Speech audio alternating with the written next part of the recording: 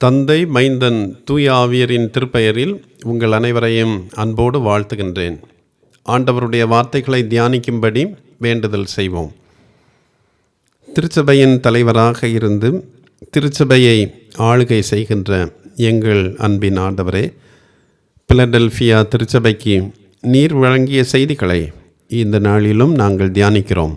உங்களுடைய பேரருளை தந்து திருச்சபையாக, சமூகமாக, தனிநபராக உம்மிலே நாங்கள் இன்னமும் வளர வேண்டியவைகளை கற்றுத்தர வேண்டும் என்று இயேசு கிறிஸ்துவின் பெயரில் கேட்கிறோம் சுவாமி. ஆமேன்.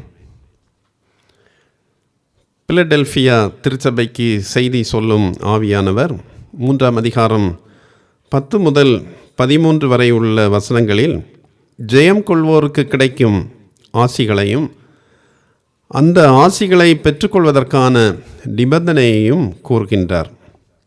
10, 12 ஆகிய வசனங்களில் ஜெயம் கொள்வோருக்கு கிடைக்கும் 5 ஆசிகள் சொல்லப்பட்டுள்ளன. அவற்றை இந்த நாளில் நாம் தியானிக்கப் போகின்றோம். முதலாவது கிடைக்கின்ற ஆசி சோதனை காலத்துக்கு தப்புதல். 10ஆம் வசனத்தை வாசிக்கின்றேன். என் பொறுமையை குறித்து சொல்லிய வசனத்தை நீ காத்து கொண்டபடியினால் பூமியில் குடியிருக்கிறவர்களை சோதிக்கும்படியாக பூச்சக்கரத்தின் மேலெங்கும் வரப்போகிற சோதனை காலத்திற்கு தப்பும்படி நானும் உன்னை காப்பேன். துன்ப காலத்தில் பொறுமையை குறித்து சொல்லிய வசனத்தை பிலடெல்பியா காத்து கொண்டது என்று அந்த திருச்சபையை ஆவியானவர் பாராட்டுகின்றார். துன்ப காலத்தில் பொறுமையை குறித்து ஆவியானவர் சொன்னது என்ன என்பதை அறிவதற்கு 1 பேதுரு 2ஆம் அதிகாரம் 21 முதல் 23 வரை உள்ள வசனங்களை திருமறை ஆசிரியர்கள் சுட்டி காட்டுகின்றார்கள். பேதுருவின் கடிதமும் துன்ப காலத்தில் எழுதப்பட்ட ஒரு கடிதம். துன்ப காலத்தில் விசுவாசிகள் எப்படி பொறுமையோடு வாழ வேண்டும் என்பதை இந்த வசனங்கள் குறிப்பிட்டு சொல்கின்றன. குறிப்பாக 1 பேதுரு 2:21 முதல் 23 வரை உள்ள வசனங்கள் இயேசுவின் பொறுமை குறித்து அல்லது துன்ப காலத்தில் பொறுமையாக இருப்பதை குறித்து 3 காரியங்களை சொல்கின்றன. 1, பொறுமைக்கு மாதிரி இயேசுவே, த மாடல் ஃபார் பேஷியன்ஸ், இயேசு கிறிஸ்து. 2வது, பாடுகளை சகிப்பதற்கான உத்வேகம், இன்ஸ்பிரேஷன் அளிப்பவரும் ஆண்டவர். 3வது, பாடுபட்டதால், பாடுகளை அனுபவித்ததால் பாடுபடுகிறவர்களுக்கு உதவுகிறவரும் ஆண்டவர் என்று இந்த பகுதி சொல்கிறது. எபிரேயர் 2ஆம் அதிகாரம் 18ஆம் வசனத்தில் அவர் தாமே சோதிக்கப்பட்டு பாடுபட்டதினாலே அவர் சோதிக்கப்படுகிறவர்களுக்கு உதவி செய்ய வல்லவராயிருக்கிறார் என்று நாம் படிக்கிறோம். பிலடெல்பியா நகரம் பூமி அதிர்ச்சியினாலும் போரினாலும் கலாச்சார தாக்குதல்களினாலும் பாதிக்கப்பட்டிருந்தது. ரோம ஆட்சியாளர்களால், கிரேக்க கலாச்சார சமய காரியங்களால் பல்வேறு அழுத்தங்களுக்கு, துன்புறுத்தல்களுக்கு உள்ளாகி இருந்தன என்று ஏற்கனவே நாம் தியானித்தோம். இத்தகைய பாடுகளின் மத்தியில் சிறிதளவு பலன், அதை தாங்குகின்ற சக்தி இருந்தும் கடவுளை விட்டு விலகாமல் பாடுகளினூடே பொறுமையோடு கடவுளை நம்பி வாழ்வதால் வேதனை காலத்தில் கடவுளின் பலன் அதற்கு கிடைக்கும் என ஆவியானவர் வாக்கு கொடுக்கின்றார். ஆபிரகாம் லிங்கன் வரலாற்று சிறப்புடைய அமெரிக்க அதிபர் என்பதை நாம் அறிந்திருக்கிறோம். எனினும் இவர் பொறுமையோடு இருந்தார் என்பதற்கு சில எடுத்துக்காட்டுகள் இருக்கின்றன. லிங்கன் அதிகமாக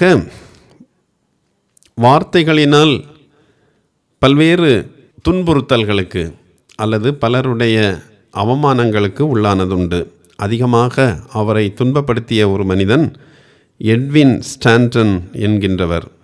அவர் லிங்கனை பற்றி கூறுகின்ற பொழுது இப்படி கூறுகிறார்: லிங்கன் தந்திரமான கோமாளி என்றும் லிங்கனை பற்றி கூற விஷத்தை தவிர வேறு எதுவும் இல்லை என்றும் குறிப்பிட்டார். எனினும் இந்த கூற்றுக்களை எல்லாம் கேட்ட லிங்கன் அதற்கு பதிலாக ஒரு வார்த்தை கூட அவர் கூறவில்லை. லிங்கன் அதிபரான பொழுது இவ்வாறு தவறாக பேசிய, தன்னை வேதனைப்படுத்திய ஸ்டாண்டனை தனது இராணுவ மந்திரியாக நியமித்தார். ஏனெனில் இராணுவ மந்திரிக்கு இவர்தான் தகுதியுடையவர் என்று ஆபிரகாம் லிங்கன் நம்பினார். இராணுவ மந்திரி ஆக்கியது மட்டுமல்ல, ஒவ்வொரு முறையும் அவரை பார்க்கும் பொழுது மரியாதையோடு நடத்தினார். ஒரு கொலையாளியின் தோட்டாவினால் லிங்கன் இறந்து கிடக்கிற பொழுது ஸ்டாண்டன் லிங்கனை பார்த்து இப்படி கூறினார்: உலகம் கண்டிராத மனிதர்களின் தலை சிறந்த ஆட்சியாளர் ஆபிரகாம் லிங்கன் என்று குறிப்பிட்டார். பொறுமையோடு வேதனைகளை சகித்த ஆபிரகாம் லிங்கன் பகைவராலும் பாராட்டப்பட்டார் என்பதை நாம் இங்கே காணுகின்றோம். பொறுமையோடு வேதனைகளை சகிக்கிறவர்களுக்கு சோதனை காலத்தில் கடவுள் உதவுகின்றார். மட்டுமல்ல, அந்த சோதனைகளிலிருந்து தப்புவதற்கான வழியையும் அவர் தருவதாக வாக்கு தருகின்றார்.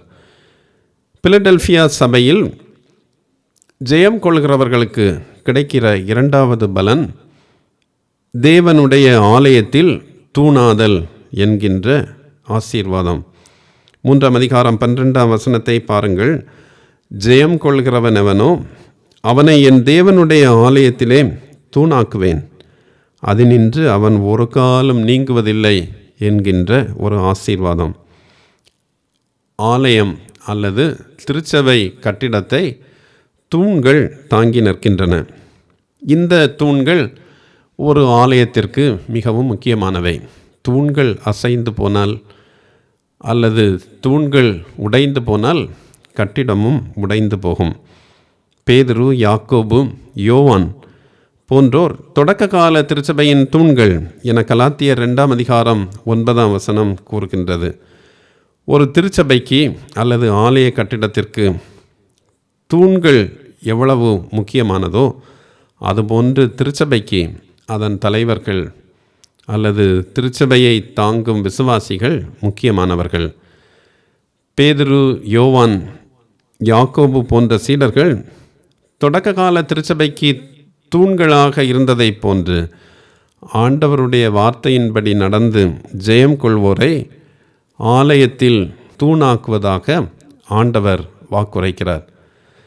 இவர்கள் திருச்சபையில் என்றும் நிலைத்திருக்கும் பாக்கியம் பெறுகின்றனர் என்றும் 3ஆம் அதிகாரம் 12ஆம் வசனம் கூறுகின்றது. அதனுடைய 2வது பகுதியை பாருங்கள். அதினின்று அவன் ஒரு காலம் நீங்குவதில்லை. கிறிஸ்துவுக்கு பின்பு 17ஆம் ஆண்டில் மிகப்பெரிய நிலநடுக்கம் ஒன்று ஏற்பட்டது பிலடெல்பியா நகரத்தில். அந்த நிலநடுக்கத்தால் பிலடெல்பியா நகரமும் அதன் அருகிலுள்ள சர்தையும் அதனோடு தொடர்புடைய 10 நகர்களும் மிகவும் பாதிப்புக்குள்ளாகியது. பிலடெல்பியாவில் ஏற்பட்ட இந்த அதிர்வும் பல ஆண்டுகள் தொடர்ந்து இருந்து வந்தன என்று அந்த அதிர்வுகளை பற்றி குறிப்பிடுகின்ற வரலாற்று ஆசிரியர்கள் கூறுகின்றார்கள். ஸ்ட்ராபோ என்னும் அறிஞர் இதனை பூமி அதிர்வுகளால் அதிகம் பாதிக்கப்பட்ட நகரம் என்று பிலடெல்பியாவை பற்றி குறிப்பிடுகின்றார். இந்த அதிர்வுகளால் நிலம் மற்றும் சுவர்களில் அடிக்கடி கீறல்கள் ஏற்பட்டன.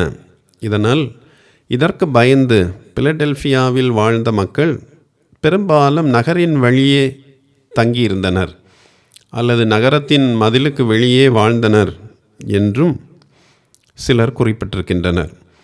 ஆகவே திருச்சபைக்கு செய்தி சொல்கின்ற ஆவியானவர் உண்மையுள்ளோர் அல்லது ஜெயம் கொண்டோர், கடவுளுடைய வார்த்தையின்படி நடப்போர் அதினின்று ஒரு காலம் நீங்காமல் நிலைத்து நிற்பர் என்று ஆசி கூறுகின்றார். கடவுளுடைய பிள்ளைகளாக வாழ்வோருக்கு நிலைத்து நிற்கின்ற அல்லது அஞ்சி அஞ்சி ஓடி செல்லுகின்ற துயரம் இல்லாமல் நிலையாக மகிழ்ச்சியாக வாழ்கின்ற பாக்கியம் கிடைக்கிறது என்று ஆவியானவர் கூறுகின்றார். ஜெயம் கொள்வோருக்கு கிடைக்கின்ற மூன்றாவது பலன் தேவனுடைய நாமம் எழுதப்படுகின்ற ஆசீர்வாதம் என்று 12ஆம் வசனத்தின் அடுத்த பகுதியிலே நாம் படிக்கிறோம். கடவுளுடைய பெயரை உண்மையுள்ள கிறிஸ்தவன் மேல் இயேசு எழுதுவதாக ஆவியானவர் பிலடெல்பியா சபைக்கு கூறுகின்றார். ஆசியா மைனரில் உள்ள நகரங்களிலும் பிலடெல்பியாவிலும் ஒரு குரு நீண்ட காலம் சேவை செய்து இறந்தால் ஒரு தூணை நிறுவி அதில் அவரது பெயரையும் அவரது தந்தையின் பெயரையும் எழுதுகின்ற வழக்கம் இருந்தது. இந்த வழக்கத்தை அறிந்திருந்த பிலடெல்பியா திருச்சபையினருக்கு ஆவியானவர் செய்தி சொல்கின்ற பொழுது, வெற்றி பெறுவோருக்கு, உண்மையாக வாழ்வோருக்கு, சோதனைகளை பொறுமையோடு சகிப்போருக்கு இயேசு கிறிஸ்து கடவுளின் பிள்ளை, son or daughter of God என்கின்ற பெயரை எழுதுவதாக ஆவியானவர் கூறுகின்றார். 1997ஆம் ஆண்டு 14 வயது மாணவராகிய நாதன் சோக்னர் என்கின்றவர் டைஹைட்ரஜன் மோனாக்சைடு என்கின்ற வேதிப்பொருளை தடை செய்யும்படி வழக்கு தொடுத்தார். சோக்னர் கூற்றின்படி டைஹைட்ரஜன் மோனாக்சைடு என்பது கடுமையான தீக்காயங்களை ஏற்படுத்துகின்றது, உலோகங்கள் துருபிடிக்க காரணமாகின்றது, கேன்சர் நோய்க்கு காரணமாகிறது என்று வாதித்தார். ஆனால் உண்மையில் டைஹைட்ரஜன் மோனாக்சைடு என்பது H2O என்கின்ற நீர் அல்லது வாட்டரினுடைய வேதியியல் பொருள். இது நல்ல வேதியியல் பொருள், தண்ணீர் நல்லதுதான். ஆனால் அதனுடைய பயன்பாடு, அதை பயன்படுத்துவதை பொறுத்து அது வேறுபடுகின்றது. இதுபோல கடவுள் நமக்கு நல்லவராக இருக்கின்றார். அவரது பெயர் நல்ல பெயர். இதை கையாளுபவர்களை பொறுத்து அல்லது கடவுளுடைய பெயரை வைத்திருப்போரை பொறுத்து இந்த பெயர் சிறப்பு பெறுகின்றது.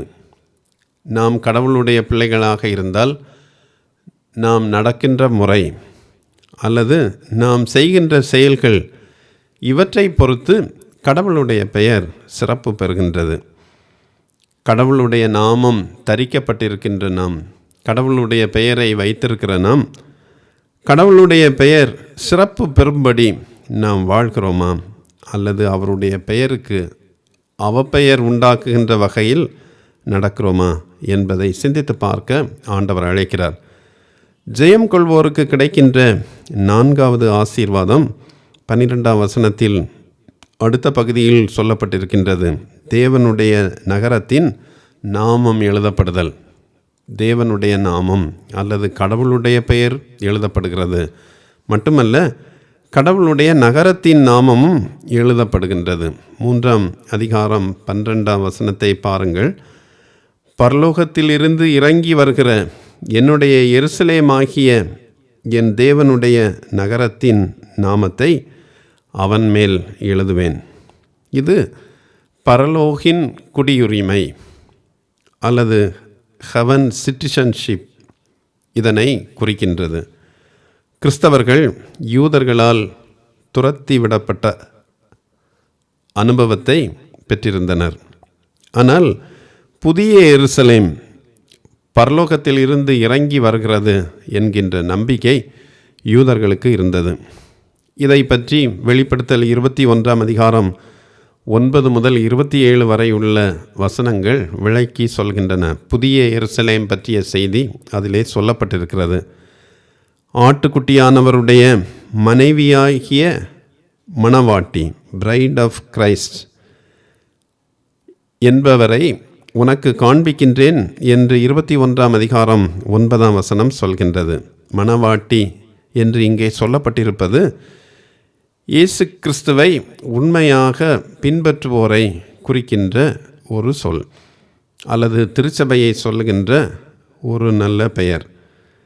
கடவுளுடைய நகரத்தின் நாமம் என்கின்ற பெயர் புதிய எருசலேமின் குடியுரிமை கொண்டவர்களுக்கு கிடைக்கின்றது என்று இந்த பகுதி சொல்கின்றது. அமெரிக்கா சென்றால் அங்கே 5 ஆண்டுகள் அல்லது அந்த நாட்டினுடைய சட்டப்படி அதற்கு அதிகமாக வாழ்கிறவர்களுக்கு கிரீன் கார்டு கிடைப்பதை பெருமையாக பேசிக்கொள்கிறவர்கள் உண்டு. நான் அமெரிக்காவின் குடியுரிமையை பெற்றிருக்கின்றேன் என்று பெருமையாக சொல்கின்றோம். இங்கே ஆண்டவர் அவருடைய பிள்ளையாக வாழ்வோருக்கு கிடைக்கின்ற ஒரு ஆசீர்வாதம் பரலோகின் குடியுரிமை பெற்றவர்களாக வாழுகின்ற ஒரு பாக்கியம். அந்த பெயரை அமெரிக்காவின் கிரீன் கார்டு வைத்திருப்பதை போன்று கடவுளுடைய பிள்ளைகளுடைய நெற்றியில் அவர் எழுதுகிறார். என்னுடைய பிள்ளை என்று தேவனுடைய நாமமும் பரலோகின் குடியுரிமையை பெற்றிருக்கின்ற பெயரும் அவர்களுக்கு பொறித்திருந்தால் சாத்தான் எளிதில் வந்து அவர்களை கவர்வதில்லை. ஜெயங்கொள்போருக்கு கிடைக்கின்ற 5வது ஆசீர்வாதம் புதிய நாமம் எழுதப்படல் என்கின்ற ஒரு செய்தியும் 12ஆம் வசனத்தின் கடைசியில் சொல்லப்பட்டிருக்கிறது. அந்த வசனத்தை பாருங்கள். என் புதிய நாமத்தையும் அவன் மேல் எழுதுவேன். கடவுளுடைய புதிய நாமம் என்ன? கடவுளுக்கு பல பெயர்கள் இருக்கின்றன. யாவே என்பது நியாயப்பிரமாண காலத்தில் அவருக்கு சொல்லப்பட்ட பெயர், கடவுளாகிய கர்த்தர். யெகோவா ராஃபா என்றால் சுகம் தரும் கடவுள்.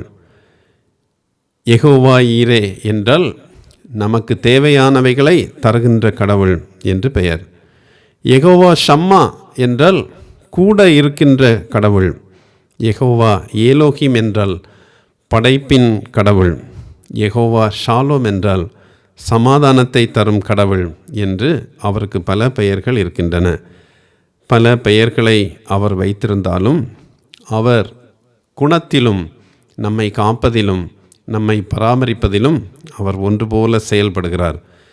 இயேசு கிறிஸ்து என்கின்ற பெயர் கடவுளின் அருள் நிறைந்தவர், காட் ஆஃப் கிரேஸ் என்கின்ற பெயரை கொண்டிருக்கின்றது.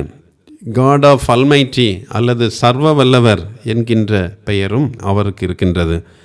ஒரு வீட்டிற்கு பல பெயர்களை சொல்லி நாம் அந்த வீட்டை அடையாளப்படுத்துகின்றோம்.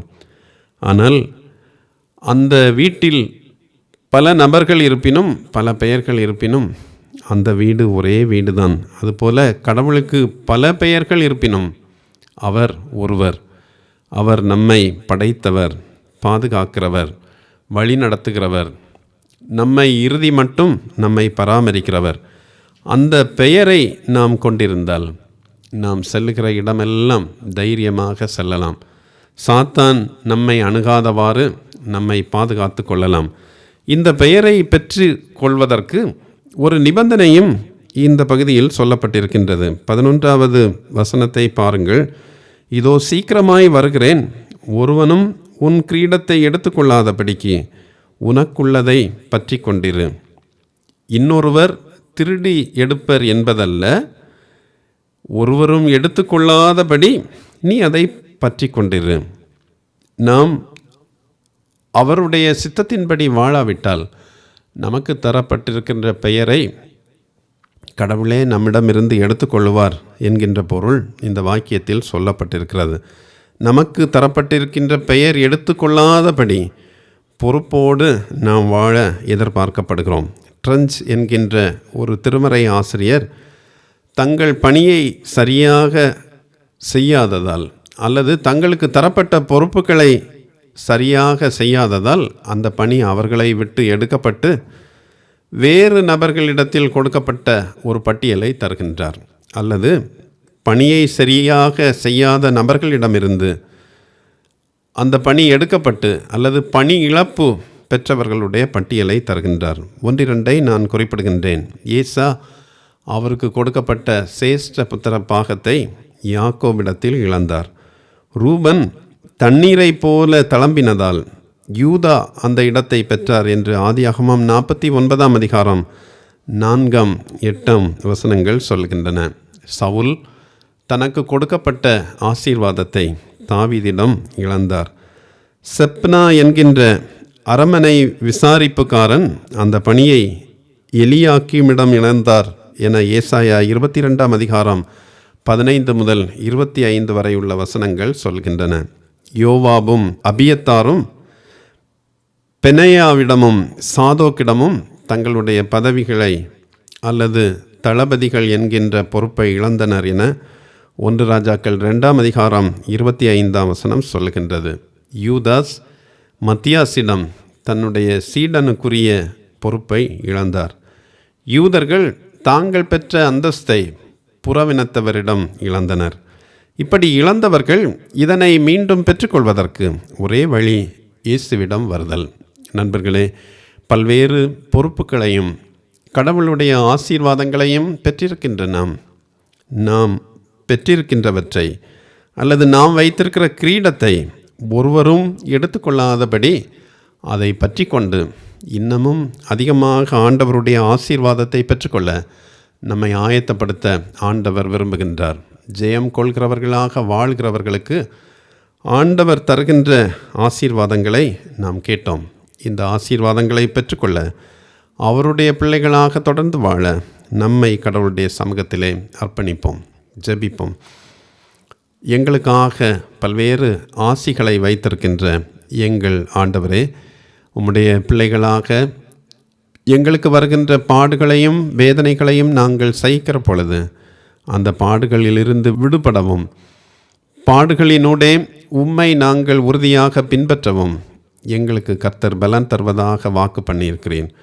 உம்முடைய ஆலயத்தில் தூண்களாக விளங்கவும், உம்முடைய நாமத்தையும் பரலோகவாசிகள் என்கின்ற அடையாளத்தையும் நீர் எங்களுக்காக தருகின்ற புதிய பெயர்களையும் பெற்று இந்த உலகிலும் மறு உலகிலும் உம்மோடு நாங்கள் இணைந்து வாழ்வதற்கு எங்களுக்கு உதவி செய்ய வேண்டும் என்று ஜெபிக்கிறோம். எங்களுக்கு தரப்பட்டிருக்கின்ற வளங்கள், வாய்ப்புகள், பொறுப்புகள் இவைகளை இழந்து விடாதபடி நாங்கள் எங்களுக்கு தந்திருக்கிற கிரீடத்தை உறுதியாக பற்றி கொண்டு இன்னமும் அநேகரை உம்முடைய சமூகத்திலே வழி நடத்த எங்கள் அனைவருக்கும் உதவி செய்ய வேண்டும் என்று இயேசு கிறிஸ்துவின் பெயரில் கேட்கிறோம் சுவாமி. ஆமென்.